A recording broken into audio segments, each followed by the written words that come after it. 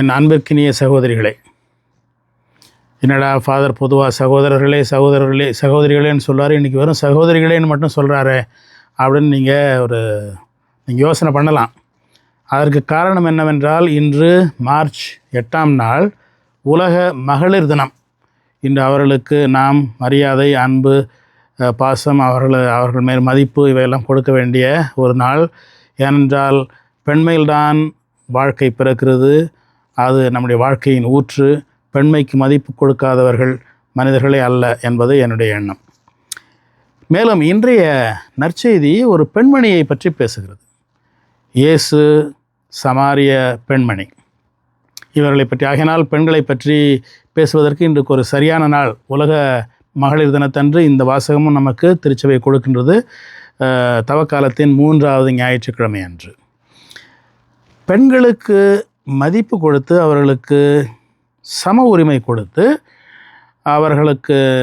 அவர்களுடைய பெருமையை உயர்த்திவிட்ட மகான்களில், பண்டை காலத்து மகான்களில் முக்கியமான ஒருவர் இயேசு.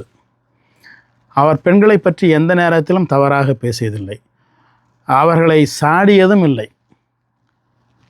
பெண்களில் எவருமே இயேசுவை காட்டி கொடுத்ததோ அல்லது அவருக்கு எதிராக பேசியதோ, தன்னலத்திற்காக இயேசுவை அணுகியதோ இல்லை. ஆகையினால் பெண்கள் போற்றப்பட வேண்டியவர்கள் என்பது இயேசுவுக்கு நன்றாக தெரியும். இருந்தால் கூட இன்றைய பெண்ணிய கருத்தியலோடு நாம் இயேசு அப்போஸ்தலர்களை பார்க்கக்கூடாது. அப்படி பெண்களை அன்பு செய்கிறவர் என்றால் 12 அப்போஸ்தலர்களில் ஒரு சிலர் பெண்களையாவது கூப்பிட்டுருக்கலாமே, ஏன் வெறுமனே எல்லாரையும் ஆம்பளைங்களே கூப்பிட்டாரு என்று சிலர் கேட்பது உண்டு. அதற்கு காரணம் என்னவென்றால், இயேசு அந்த காலத்து மனிதராக இருந்தாக வேண்டி இருந்தது. ஏனென்றால் பெண்களும் அந்த குரூப்பில் இருந்ததாக்கா அதை யாரும் ஏற்றுக்கொண்டிருக்க மாட்டார்கள். ஆகினால உண்மையில் இயேசு பெண்களுடைய முன்னேற்றத்தில் இறைவன் என்ற முறையில் மட்டுமல்ல, ஒரு மனிதர் என்ற முறையிலும் மிகவும் அதிகமாக உழைத்தவர். இரண்டாவதாக, இன்றைய நற்செய்திக்கு வரும்பொழுது என்னுடைய கவனமெல்லாம் இயேசுவின மேலே வாழவு இல்லை. ஆனால் அந்த சமாரிய பெண்மணி ஒரு ஸ்மார்ட் லேடி என்று சொல்லலாம். அந்த பெண்மணி ஏனென்றால் அவங்க ரொம்ப மூளையுள்ள ஒரு பெண்மணி. அவங்க மதியான நேரத்தில் தண்ணி எடுக்க வர்றாங்க. ஏன்னா அவங்களுக்கு மற்றவங்கள பார்த்தா அவங்களுக்கு பிடிக்கிறதில்ல, மற்றவங்க அவங்கள கிண்டல் செய்கிறாங்க, அது மாதிரி பல விஷயங்கள். அந்த நற்செய்தியை நாம் சீரியஸாக மெதுவாக அந்த பெண்மணியினுடைய சைட்லேருந்து பார்த்து கொண்டே வாசித்தோம் என்றால் எவ்வளவு அறிவுள்ள அந்த பெண்மணி என்பது நமக்கு தெரியும். கடைசியில் இவ்வளோ எல்லாம் சொல்வதற்கு இப்பொழுது நேரம் இல்லை. இருந்தாலும் இயேசுவையே திருப்பி ஒரு பல்சமய உரையாடலுக்கு கொண்டு வந்த ஒரு பெண் இந்த பெண் என்பது என்னுடைய எண்ணம்.